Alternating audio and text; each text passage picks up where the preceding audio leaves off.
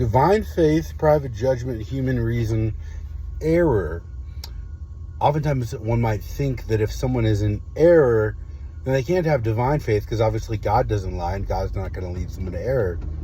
But even in the most traditional and conservative forms of Catholicism and Catholic theology, we would have always affirmed, and we always did affirm, that especially lay people who aren't trained absolutely have divine faith in the midst of their theological errors and misunderstandings that are held in good faith.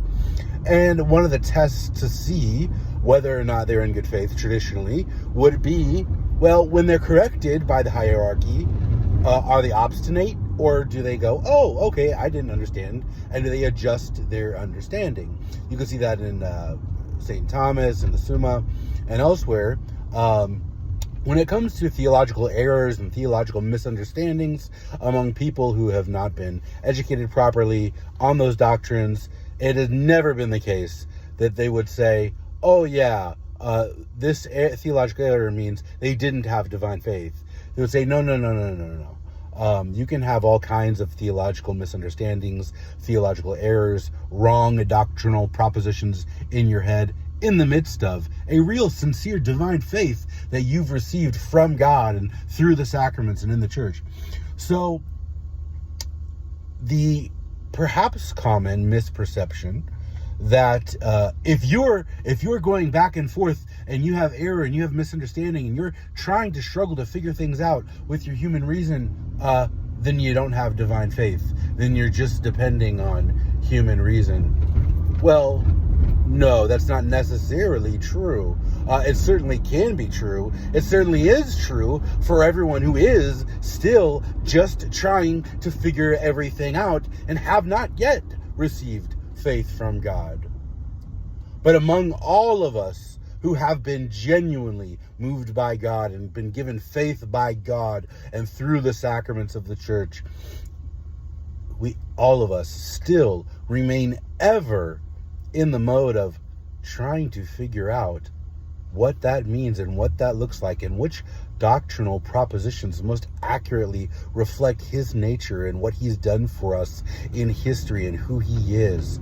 And even the most trained theologian, even the most saintly doctor of the church throughout their entire life will be considering with their human reason prayerfully whether or not this doctrinal proposition is correct, and going from, in one moment, having this proposition, this doctrinal proposition, guiding and informing their faith, and the next saying, oh no, I don't think so. The evidence from scripture and from tradition and from experience shows that that's not quite correct, and then altering the doctrinal proposition, their theological understanding. So in some sense, always going from error to less error to more accuracy. So this is something I don't think is super clear in popular conversation about subjects like certainty and how that works in relation to divine faith. I want to do some work on this subject. I already have written a little bit on this on my academia page, and I've talked about it on my channel. But these are just some morning thoughts here for us. Divine faith does not mean a perfect and stable understanding free from error. It certainly does not mean that. What does it mean is that God has moved me, has infused divine grace into me, and opened up my mind and my heart to see that He is Lord, that He is God, that He has created the universe in His majesty, His glory, and His splendor, that He is the only one. And if you're fortunate enough to be a Christian and to have received regeneration through Christ, that He Himself has walked among us and lived for us and died for us and rose again and loves us with an infinite love. That's the primary thing divine faith means. And all the doctrinal propositions working out exactly how all of it works, what it all means, can ebb and flow and misunderstand here and there as we come to the church and figure out the church. All right, guys, God bless you. Bye.